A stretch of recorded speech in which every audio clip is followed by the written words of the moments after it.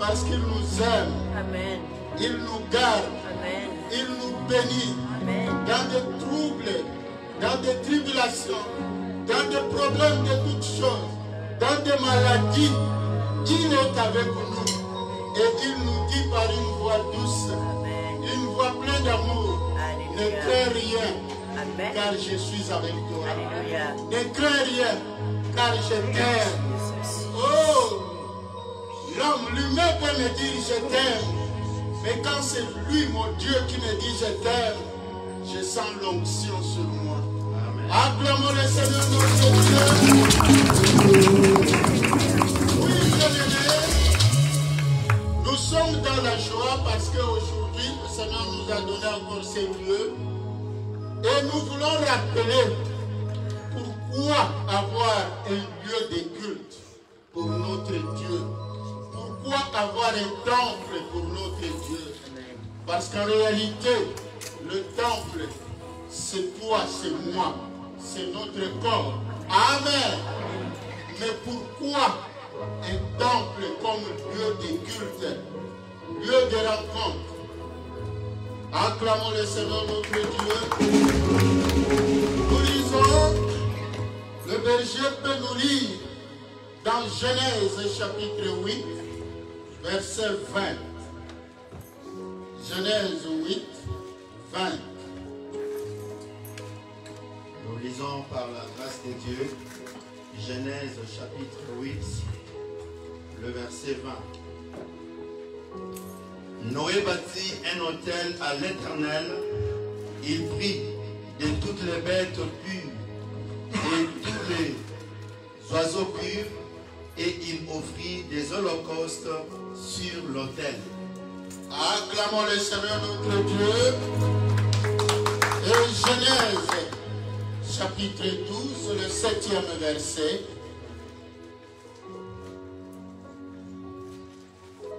L'Éternel apparut à Abraham et dit, je donnerai ce pays à ta postérité. Et Abraham bâtit là un autel à l'Éternel qui lui était apparu. Acclamons le Seigneur notre Dieu. Donc, le temple, tout a commencé par le mot autel, c'est-à-dire le lieu de rencontre. Dès le commencement, Dieu qui a créé l'homme, qui a créé toutes choses, il a mis dans la conscience de l'être humain sa présence. Amen. L'être humain naît toujours avec cette conscience, avec une croyance. Amen. Qu'on le veuille ou pas. Parce que même le fait de dire moi je ne crois pas, c'est déjà une croyance. Amen. L'être humain a toujours cherché à être dans la présence de son Créateur. Même si aujourd'hui on peut avoir des théories comme on veut, et du moins c'est ce que nous dit la Bible. Là, on nous a parlé de Noé. Noé, après avoir échappé à la mort du déluge, Noé a bâti un autel. Pourquoi? C'est pour dire merci à son Dieu. Parce que Noé a assisté à la mort des autres, des multitudes. Mais lui et sa famille, donc 8 personnes seulement, ont été sauvées dans l'arche avec les autres êtres vivants que Noé avait pris sur ordre de Dieu, 2 à 2, donc couple. Abraham aussi, Dieu lui est apparu. Dieu lui a dit, quitte ton pays, va dans le pays que je t'indiquerai. Et puisque Dieu lui est apparu, Abraham a compris que ce lieu-là était un lieu sacré. Amen. Donc, On avait parlé de théophanie et de christophanie. Donc Abraham a bâti un autel sous lequel il a offert des holocaustes à Dieu en signe de reconnaissance. Donc l'autel, c'est un lieu de rencontre avec Dieu. C'est un lieu où nous venons lui exprimer notre reconnaissance. Les offrandes, c'est d'abord la reconnaissance. Ce n'est pas d'abord le matériel que nous offrons à Dieu, mais c'est d'abord la reconnaissance. Parce que l'offrande que nous pouvons donner à Dieu, tous les sacrifices que nous pouvons lui offrir, que ce soit des dîmes, que ce soit des actions de grâce ou n'importe quel holocauste, si cela n'a pas pour fondement la reconnaissance envers Dieu, cela est nul. Cela ne peut pas être considéré comme holocauste. Cela ne peut pas être considéré comme offrande. Amen. Parce que la vraie offrande, d'abord, c'est la louange, c'est l'adoration, qui sont signes de reconnaissance. Donc, c'est d'abord ça avant le matériel. Et nous voyons là, Noé, c'est d'abord son cœur. Amen. Pourquoi Noé a bâti l'autel? C'est parce que il a reconnu qu'il y a un Dieu créateur de toutes choses. Il est le souverain et il est digne d'être adoré. Et ensuite, il a reconnu que si moi et ma famille aujourd'hui, nous pouvons être encore vivants, c'est parce que ce Dieu-là l'a voulu. Amen. Sinon, on serait comme tous les autres. Voilà un signe de reconnaissance. Noé a bâti un autel. Et l'autel, c'est aussi un lieu d'alliance de Dieu avec l'être humain. Parce que si vous continuez, Noé, vous verrez c'est là que Dieu a fait alliance avec Noé. Si vous continuez dans Genèse, le texte de Noé. Amen. Un lieu d'alliance. Si on n'élève pas un autel en faveur de Dieu, il n'y aura pas d'alliance. Parce que l'autel est lui-même symbole de l'alliance, signe de l'alliance. Quelqu'un qui élève l'autel à l'honneur de Dieu, il montre à la face du monde que moi je suis en alliance avec mon Dieu. C'est très important. Voilà pourquoi nous aussi, partout où nous allons, Dieu qui nous a menés dans ce pays, partout où Dieu nous amène, notre souci, où dois-je adorer mon Dieu? Où dois-je louer mon Dieu? Où dois-je offrir des sacrifices à mon Dieu? On doit toujours avoir ce souci-là de trouver un lieu de culte, un lieu de rencontre avec Dieu. Donc je dis, ça a commencé avec la notion d'autel. Les patriarches, même Isaac, même Jacob, ils ont élevé l'autel. Vous connaissez Bethel, la Bible nous parle de Bethel. C'est là que Jacob, Dieu lui est apparu. Et Jacob a compris que Dieu est ici. Amen. Il a élevé un autel et il a donné le nom de Bethel. Donc c'est cette culture-là que nous les croyants, nous les chrétiens, que nous avons. Si on n'a pas un lieu de culte, un lieu où nous devons nous rassembler pour notre Dieu, nos cœurs ne peuvent pas être tranquilles. Acclamons le Seigneur notre Dieu. Amen. Le berger peut encore nous lire dans Exode. Exode chapitre 40. L'Éternel parla à Moïse et dit, le premier jour du premier mois, tu dresseras le tabernacle, la tente d'assignation. Tu y placeras l'arche du témoignage et tu couvriras l'arche avec le voile. Tu apporteras la table et tu la disposeras en ordre.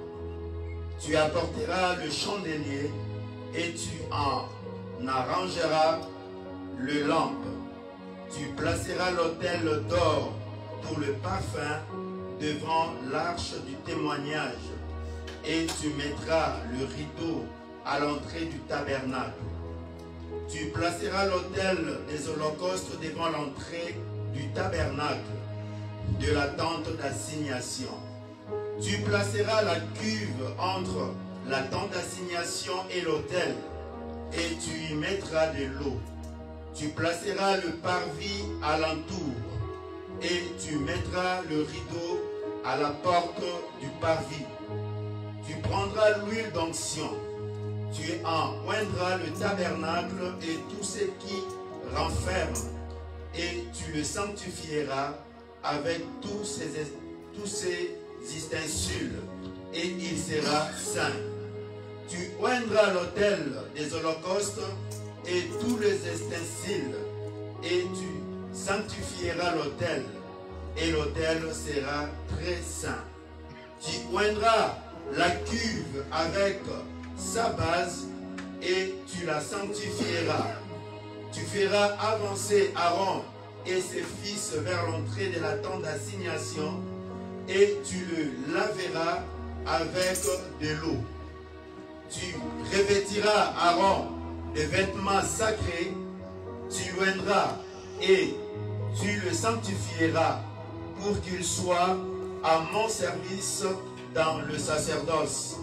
Tu feras approcher ses fils, tu le revêtiras de tuniques et tu les oindras comme tu auras oint leur père, pour qu'ils soient à mon service dans le sacerdoce.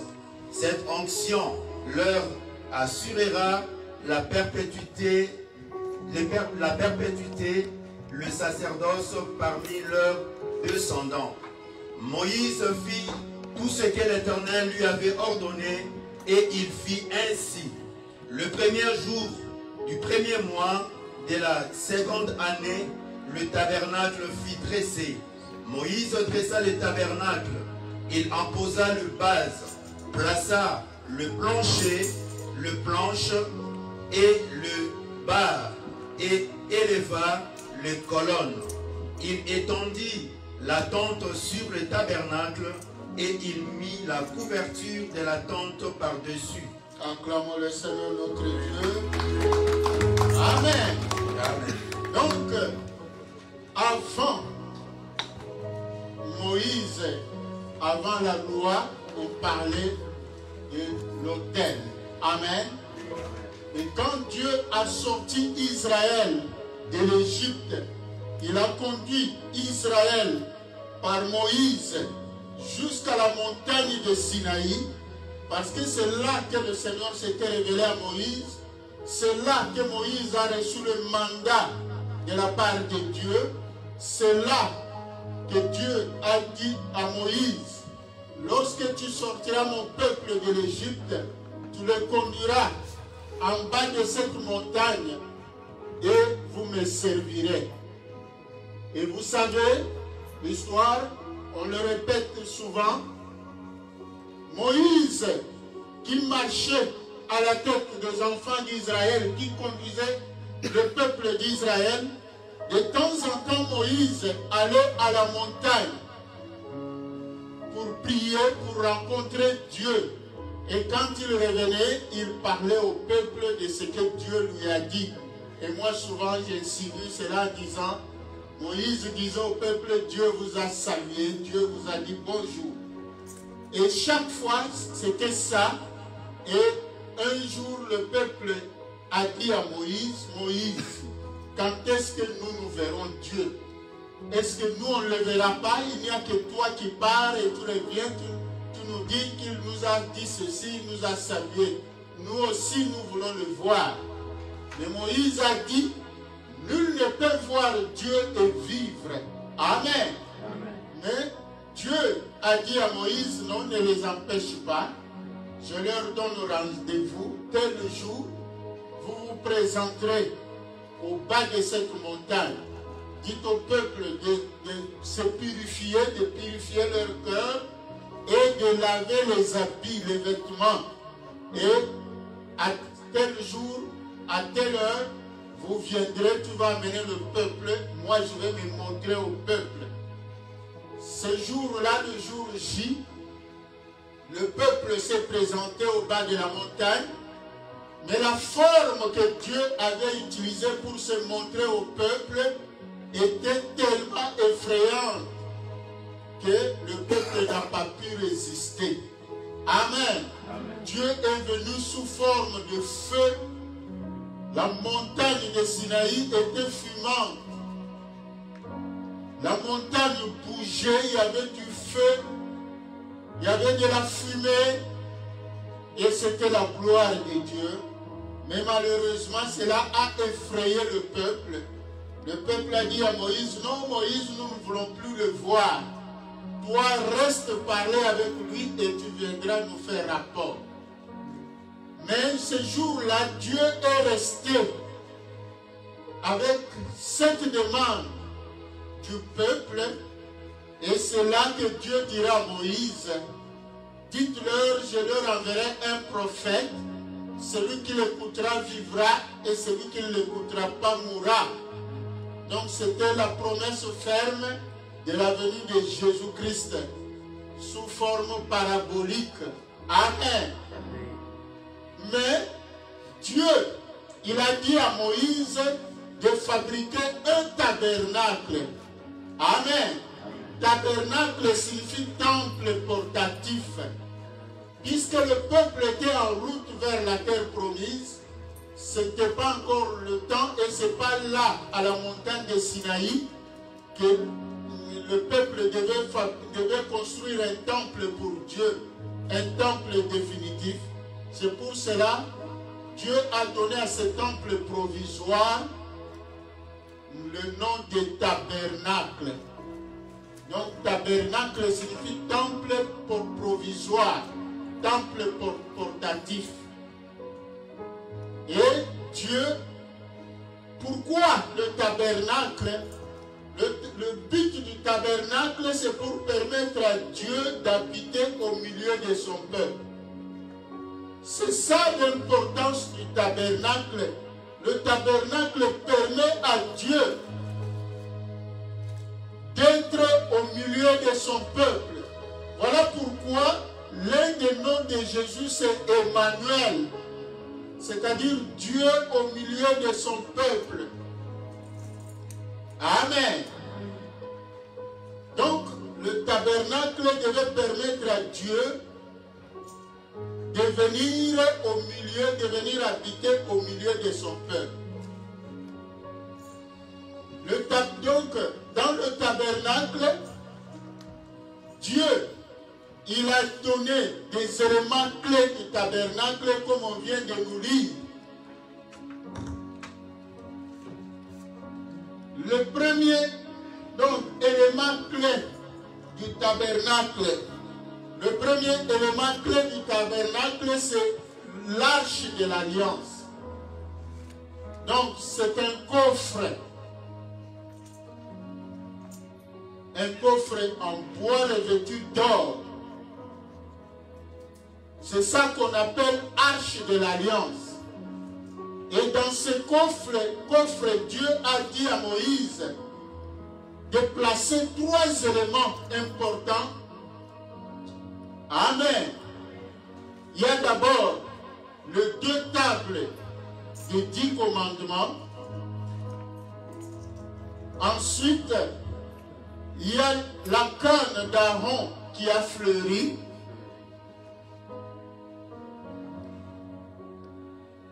Et l'échantillon de la manne. Ce sont les trois éléments qui forment l'arche de l'alliance. L'ensemble. Amen. Donc c'est ça Dieu, dans ces trois manifestations. Amen. Dieu dans ces trois manifestations, les tables de l'alliance, donc c'est Dieu, le Père, donc la parole de Dieu. Au commencement était la parole était Dieu, la parole était avec Dieu. Amen. L'échantillon de la manne, c'est la préfiguration de Jésus-Christ, Dieu le Fils, qui est la manne cachée. Et la canne d'Aaron qui a fleuri, c'est la préfiguration du Saint-Esprit. Amen. Le Saint-Esprit qui vient vivifier. Le Saint-Esprit qui donne la résurrection. Le Saint-Esprit qui apporte la vie à ce qui est mort. Amen. Parce que la canne était un bois qui était sec, mais par miracle de Dieu, ce bois-là a fleuri.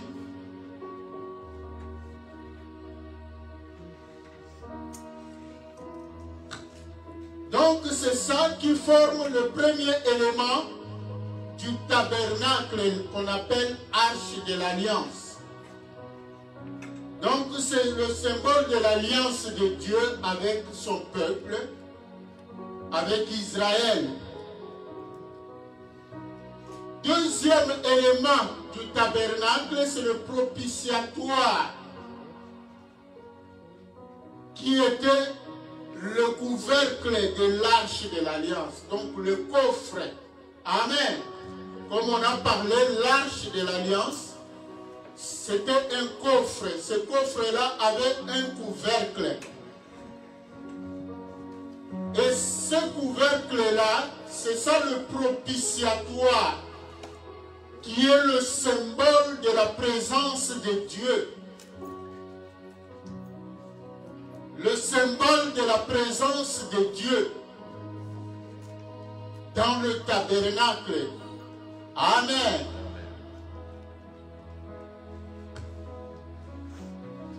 Donc c'est toujours la préfiguration de Jésus-Christ. Le propitiatoire, c'est là qu'on plaçait, là où on appelait le lieu très saint. La tente d'assignation. Et il n'y a que le souverain sacrificateur qui était digne d'entrer là-dedans. Et Jésus-Christ est notre souverain sacrificateur. La Bible dit, il est entré là où les sacrificateurs, les souverains sacrificateurs, entraient toutes les années, une fois l'an. Mais la Bible dit, Jésus-Christ est entré une fois pour toutes pour nous. Amen. Vous savez, le tabernacle, Dieu avait dit, il faut 3 compartiments, trois principaux compartiments. Il y a le parvis, il y a le lieu saint et le lieu très saint. Donc les parties du tabernacle. Le parvis, c'est là où il y avait l'autel d'airain pour offrir les sacrifices d'expiation. Donc c'est le lieu de purification, le lieu de repentance, le lieu de confession des péchés. L'entrée même du tabernacle. Et il y a le lieu saint. Là-bas, c'était des sacrificateurs, les prêtres, qui entraient, mais ils s'arrêtaient au lieu saint. Tout le peuple devait s'arrêter au parvis. Amen. Amen. Et les prêtres, les pasteurs, devait entrer dans le lieu saint pour brûler les parfums. Il y avait l'autel des parfums. Amen. C'est ça la louange, l'adoration.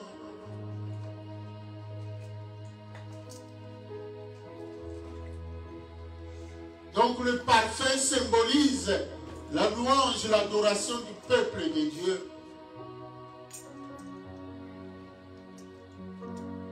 Et le lieu très saint, il n'y a que le souverain sacrificateur qui était autorisé d'y entrer.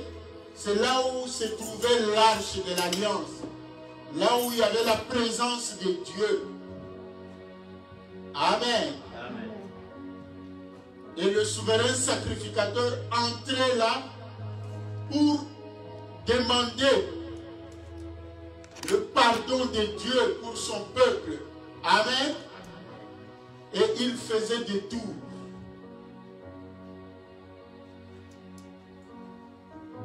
Et il entrait là pour demander la bénédiction de Dieu pour le peuple. Parce que le souverain sacrificateur, il portait tous les fardeaux du peuple. Et il allait là-bas. Le peuple avait besoin, par exemple, de pluie pour les champs. Amen. Le peuple avait besoin de bonnes récoltes. Le peuple avait besoin de toutes les bénédictions. La vie, la bonne santé. Le peuple avait besoin.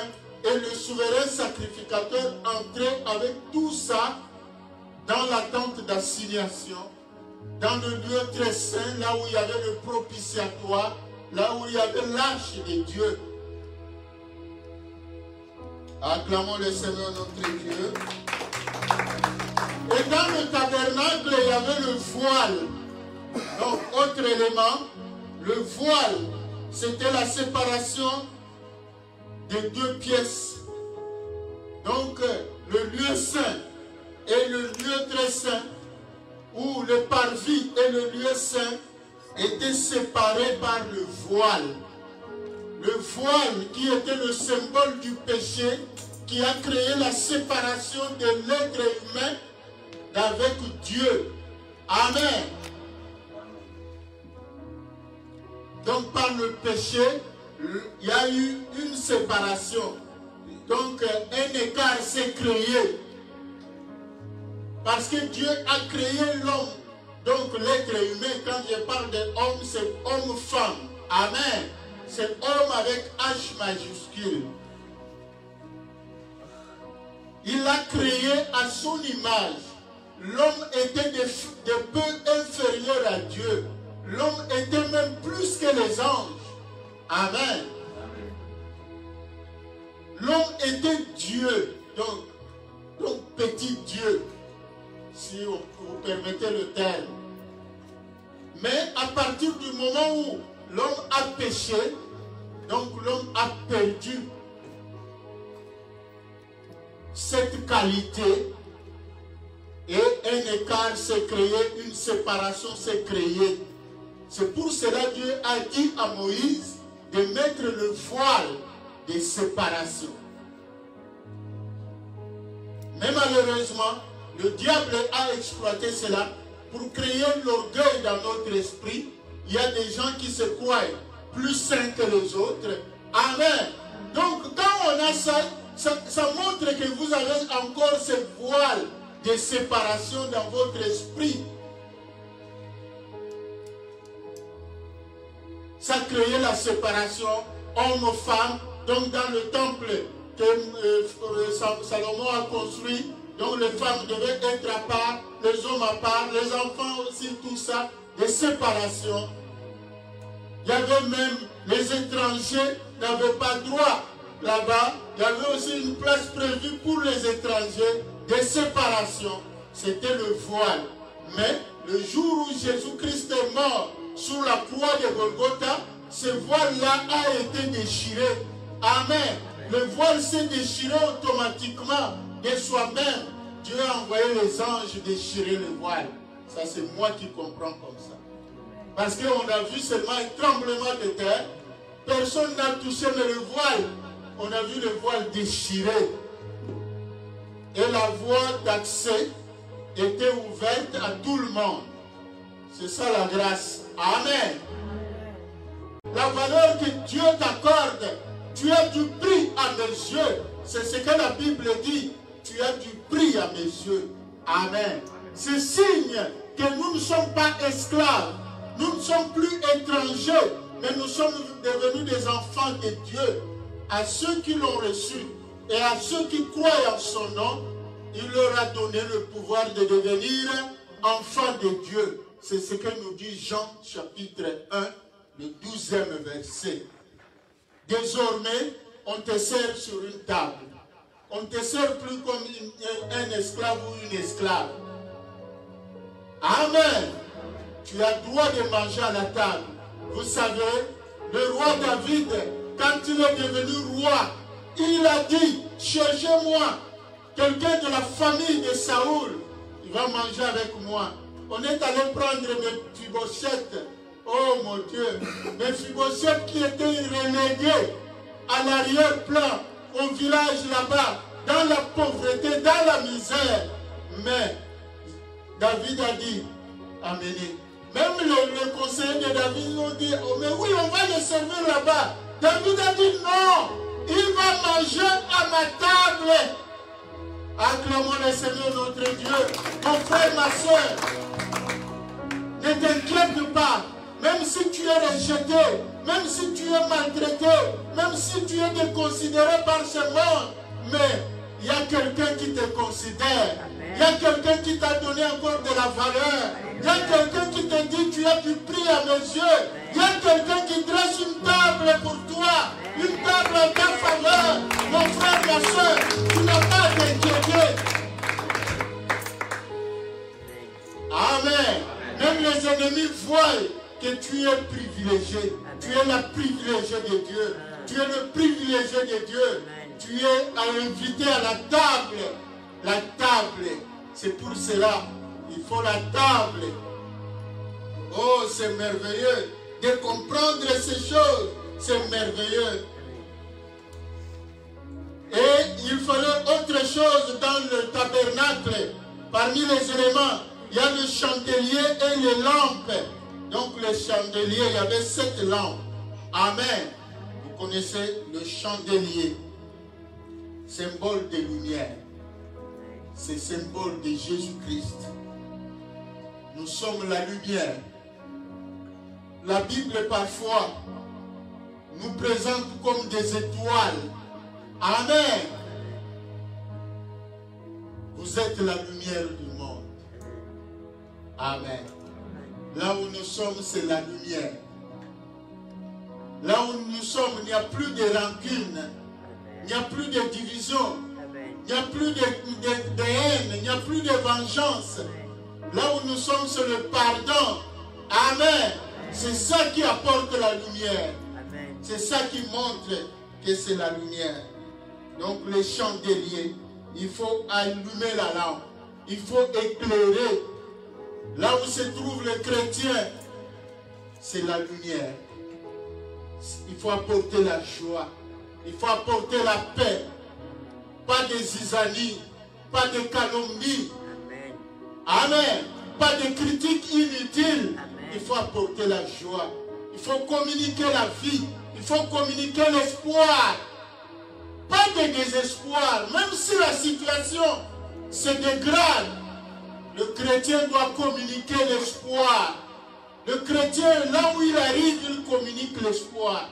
Quelqu'un qui n'a plus envie de vivre, tu dois lui donner cette envie de continuer à vivre. Alléluia. Quel que soit le problème que la personne connaît, amen, il faut lui apporter la lumière. C'est ça le symbole du chandelier. Oui. Ça montre, ça porte la vie. La lumière, c'est la vie. Amen.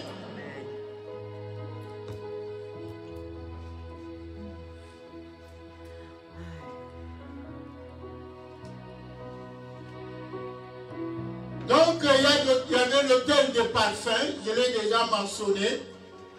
Donc, le parfum, c'était le symbole de l'adoration, de louange, la prière. Amen. C'est ça, l'autel de prière. Si Dieu nous fait grâce, on parlera des stratégies de prière. Monter ou contourner. Amen. Ça signifie quoi? Quand on dit il faut monter ou bien il faut contourner, ça signifie quoi? Amen. La prière. Il faut savoir l'orientation de la prière. Comment orienter la prière? Quand tu fais ta prière, tu dois savoir quel modèle de prière. C'est très important. Vous ne recevez pas parce que vous ne demandez pas. Soit vous demandez, mais vous demandez mal. Amen. La prière. Que Dieu nous fasse grâce, on en parlera. Dans le tabernacle, il fallait aussi l'huile sainte. L'huile sainte, c'est le signe de la consécration. Il huile ma tête. Il me consacre. Amen. Il me consacre, il me met à part. Donc, je ne suis plus compté. C'est pour cela, en Jésus-Christ, nous ne sommes plus de notre tribu. Nous ne sommes plus de notre clan. Nous ne sommes plus de ces clans biologiques-là. Amen. Nous sommes devenus la postérité d'Abraham, les descendants de Jacob.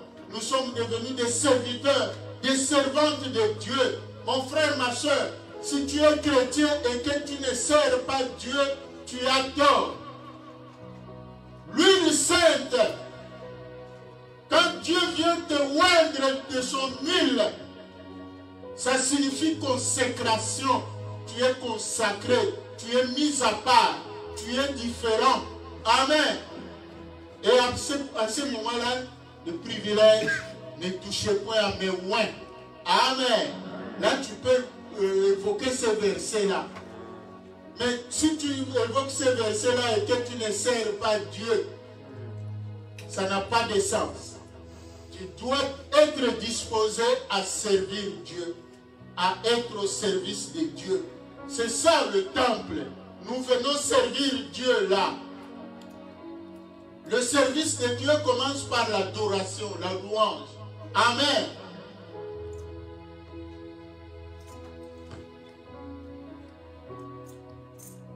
Il y avait l'autel des holocaustes, donc l'autel en bronze. L'autel des parfums, je vous ai dit, cet autel était en or. L'autel des holocaustes était en bronze. Donc c'est le symbole de la restauration des relations avec Dieu. Cet autel-là, l'autel terrain, on devait offrir des sacrifices. On devait amener le mouton, un animal, on devait couper la tête pour faire le sacrifice d'expiation. Donc c'est pour rétablir la relation avec Dieu. C'est pour cela, nous, en Jésus-Christ, nous ne coupons plus les têtes des animaux. Amen. Parce que Jésus-Christ lui-même a été le sacrifice expiatoire pour nous. Mais c'est tous les jours maintenant que nous devons demander pardon à Dieu pour nos péchés. Si je me souviens que quelque part, j'ai désobéi à la loi de Dieu, je ne dois pas me décourager. Amen. C'est ce que Paul dit, petits enfants, je vous écris pour que vous ne péchiez plus. Mais s'il arrive que quelqu'un a péché, sachez que nous avons un avocat auprès du Père. Amen. Donc, la purification pour rétablir notre relation. Même avant de venir au temple, nous prions, Seigneur, pardonne-moi. J'ai fait ceci, ma bouche a dit ceci. Seigneur, je viens te demander pardon. Aie pitié de moi.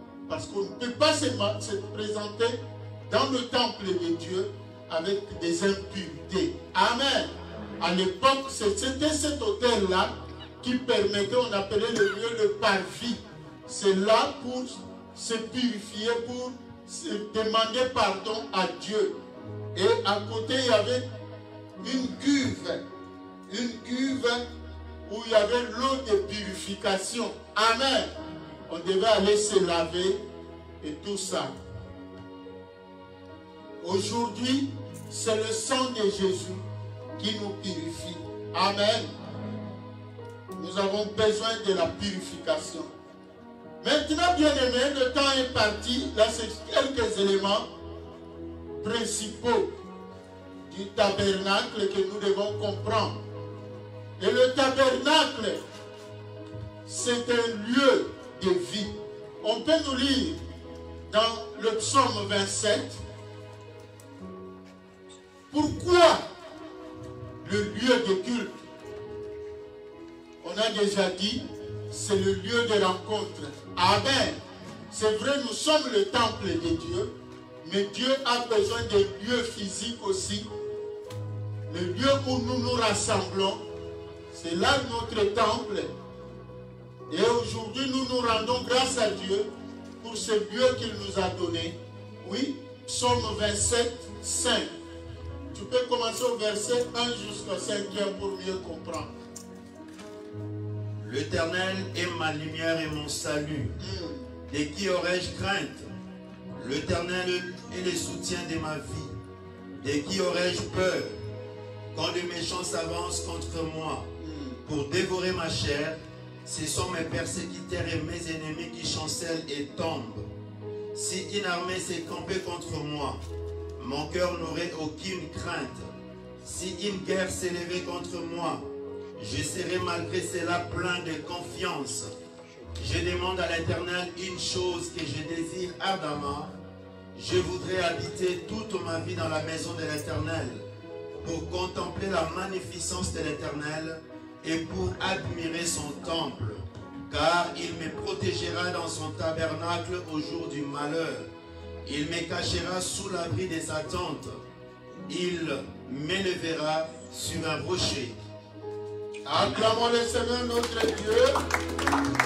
Oh, c'est merveilleux.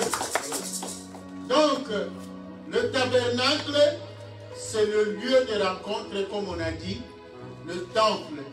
Si vous irez lire à la maison le psaume 133, il est beau, il est doux, il est agréable pour les frères de demeurer ensemble. C'est comme l'huile qui tombe sur la tête d'Aaron, elle coule sur sa barbe, elle se répand comme la rosée sur la montagne de l'Hermon. C'est là que l'Éternel envoie la vie. C'est là que l'Éternel envoie la bénédiction en abondance. Donc, c'est le lieu de rencontre, c'est le lieu de bénédiction. Amen. Les bénédictions que nous emmenons dans nos maisons, dans notre vie partout, c'est au temple. Amen. Que nous les obtenons, nous les puisons. Rappelez-vous, Anne a eu l'enfant au temple. C'est au temple qu'elle a eu l'enfant. L'enfant Samuel. Donc le temple, c'est le lieu de vie. C'est le lieu de bénédiction. C'est pour cela, David a dit, je demande à l'Éternel une chose que je désire ardemment. Je voudrais habiter toute ma vie dans la maison de l'Éternel pour contempler la beauté de l'Éternel et pour admirer son temple, c'est-à-dire pour l'adorer. C'est le lieu d'adoration.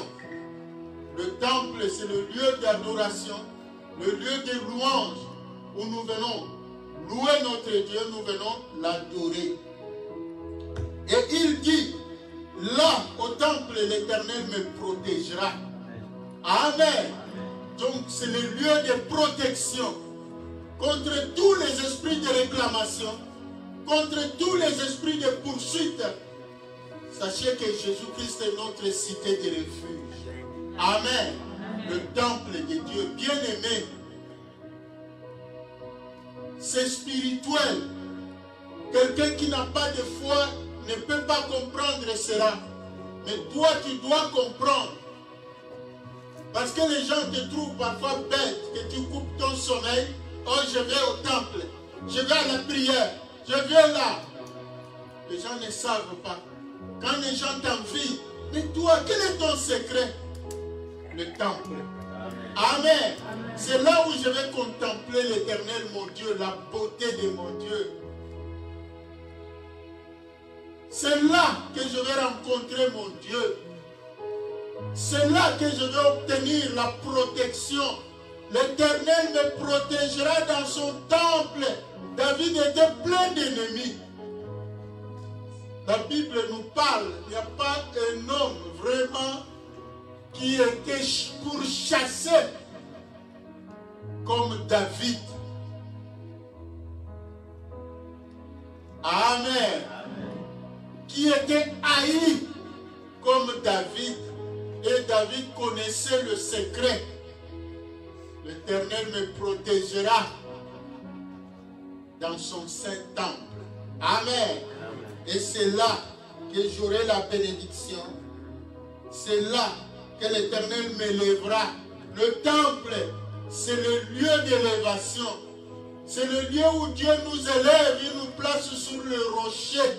Amen. À l'abri des menaces des ennemis.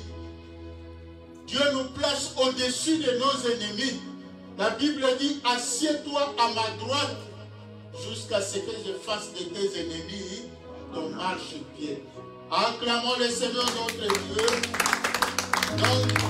dans le temple. Donc le temple, c'est le lieu de protection. C'est le lieu de réconciliation avec Dieu. C'est le lieu d'adoration. C'est le lieu d'élévation. C'est le lieu de soutien.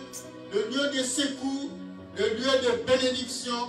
Voilà, bien-aimés, nous devons nous réjouir parce que Dieu nous a donné un lieu où nous devons élever son Saint-Nom. Dieu nous aime. Il est bon. Il est merveilleux. Acclamons le Seigneur notre Dieu.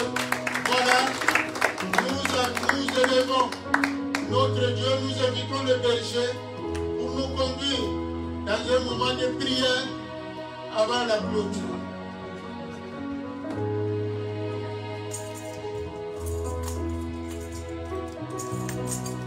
Acclamons le Seigneur notre Dieu. Acclamons le Seigneur.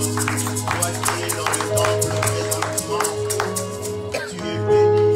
Alléluia. Tu es aussi en ligne, tu es en connexion avec nous, tu es aussi béni. Alléluia. Et dans la maison de l'Éternel, l'Éternel nous rassasie, nous donne tout ce dont nous avons besoin. Et ce matin, bien-aimé, la grâce est encore disponible. Oui, pendant que nous chantons ces chants, il dit oui, je le vois. Je vois Dieu dans sa maison. Je vois Dieu dans ma vie en train d'opérer, en train d'accomplir des grandes choses. Nous allons élever nos voix, bien-aimés, et nos mains vers le ciel. Parle à ton Dieu ce matin. Que veux-tu qu'il fasse pour toi? Jésus a posé cette question à Bartimée. Toi aussi, vois comme tu es Bartimée. Demande une chose à Dieu. Demande la faveur de Dieu. Demande la manifestation de son amour dans ta vie. Alléluia. Élevons nos voix et prions ce matin dans le nom de Jésus. Alléluia. Oui, Seigneur, je vais voir ta gloire. Là, je vois déjà ta présence en moi ce matin. Je vois ta présence dans nos vies ce matin. Toi qui es plein d'amour, plein de bonté. Dans ta maison, tu nous rassasies, Seigneur, de tes bontés. Tu nous protèges au jour du malheur, Seigneur. Sois notre bouclier, notre cité de refuge. Dieu envie l'agneau, le Seigneur sur son trône, il règne heureux. Tu élèves ta foi, bien-aimé, demande à Dieu quelque chose de ce soir. Je le vois, Demande à ton Dieu la protection. Toi qui as besoin de la je le protection. vois, Demande à ton Dieu la faveur. Toi qui as besoin de la faveur. Demande à ton Dieu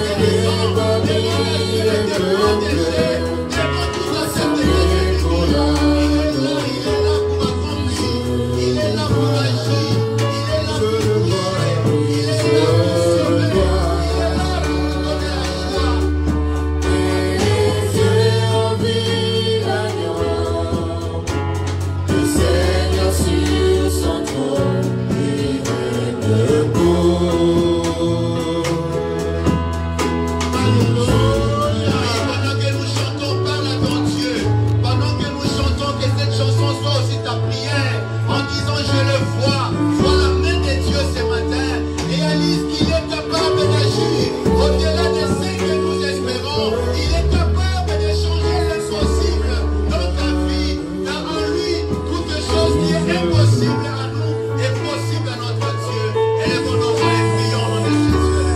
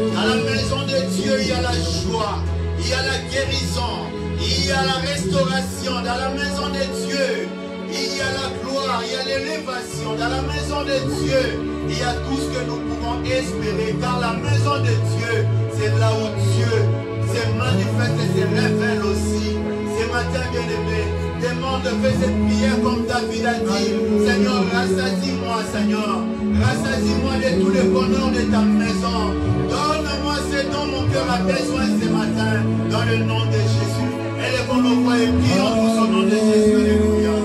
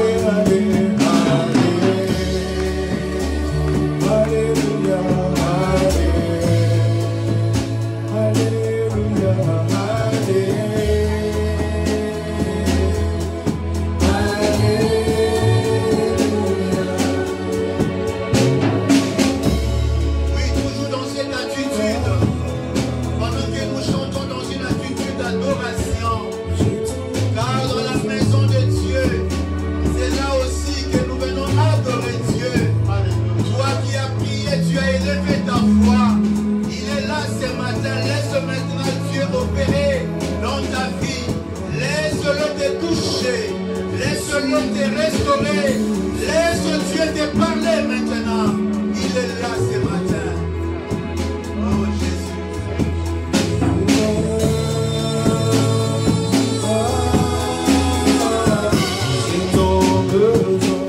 J'ai tant besoin de toi.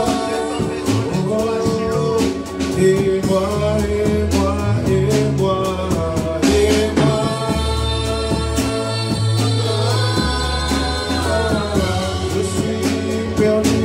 Je suis perdu sans toi. Et moi, et moi, et moi.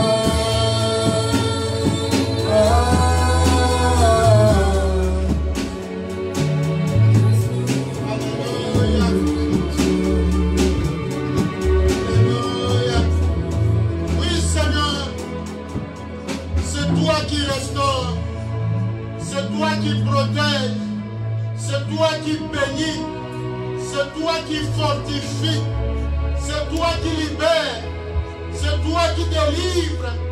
Tu es le Dieu de grâce. Nous sommes là dans ton saint temple, oh notre Dieu. Manifeste ta présence, parce que c'est le lieu où toi tu accomplis tes promesses, c'est le lieu où tu donnes la vie, c'est le lieu où tu donnes la protection, c'est le lieu où tu descends ta grâce et ta présence. Bénis ma soeur, bénis mon frère, bénis tout ton peuple, tous ceux qui sont partout ailleurs, qui sont connectés avec nous sur le trône de grâce. Seigneur, bénis, donne la vie, donne la paix, au nom de Jésus. Merci Seigneur Jésus-Christ. Acclamons le Seigneur.